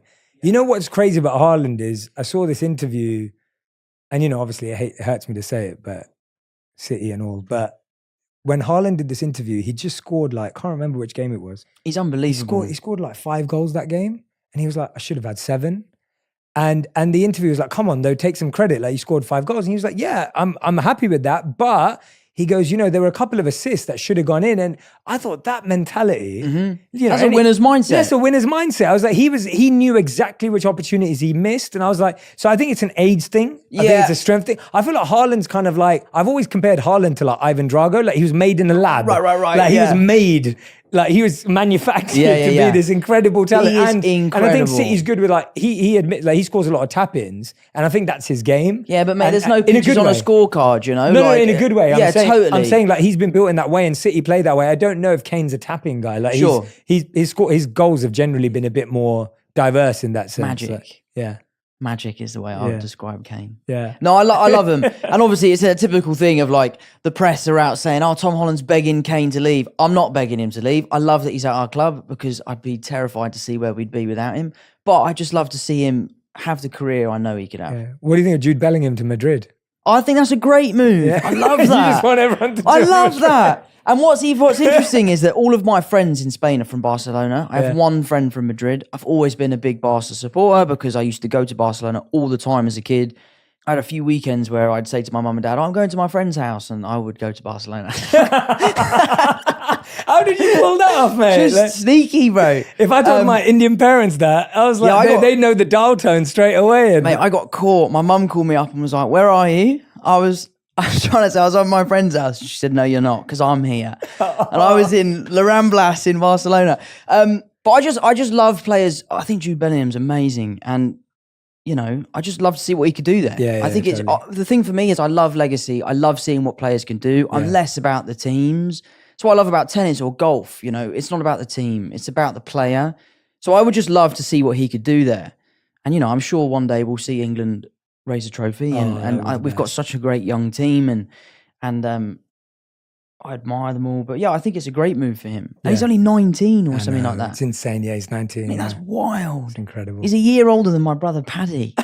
That's mental. Mate, you've been amazing today. Honestly, this has been some of the most fun I've had in a long time. Yeah, so me thank too. you. Thank you. I appreciate it. I want to ask. We ask everyone the final 5, and so these are the fast 5 questions. Okay. Which means answers have to be 1 word to 1 sentence maximum. Okay. No more than that. Done. Okay.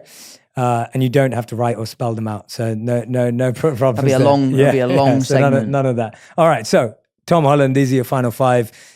Question 1: what is the best advice you've ever received? To turn your nerves into excitement. I like that. We've never had that on the show. I love that. All right. Second question: what is the worst advice you've ever received? Move to LA, get a marijuana license, and buy a hot tub. Who told you that? Mark Wahlberg. That's brilliant. No, he told me that on a chat show, so I don't know if that was legit advice, but I didn't take his advice. Okay, good. Yeah. Well, who would you have been if you took that advice? Who knows? Who knows?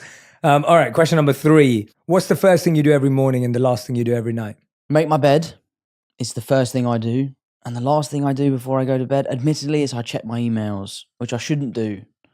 But that is what I do. Yeah, it's bad. Yeah, we asked that just to make you aware of what you need to change. I do need to change that. Making my bed is a good start. I used to never do that. And now, like, my first thing I do is I make my bed. That's like my first challenge of the day. It's an easy one to get done.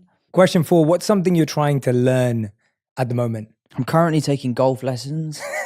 And we see a trend here. it's not going very well. Where are you at the moment? Thing is with golf is that the golf swing is a very, very particular thing.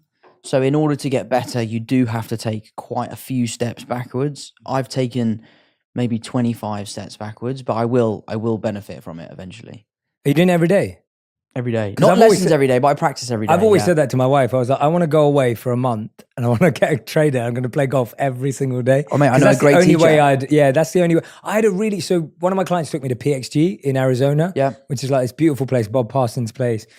And I had a coach there for 2 days and I was like half decent after 2 days because the coach was so good. Yeah, mate. And when I got back to LA, I tried to get a coach and I couldn't find a good one. And then I had a coach that literally, he came highly recommended, but it didn't work out for me. He didn't let me take like 0.7 of a swing before he gave me feedback. And I was like, I just That's need to tough. hit a few. Like I need to kind of just, and it was like every time I was about to hit the ball, I'd be like, nope. Sure. And I was like, I just need to kind of like get a feel for it. And so The guy I go to is a guy called James Heath. Okay. And he does most of his teachings off of feel.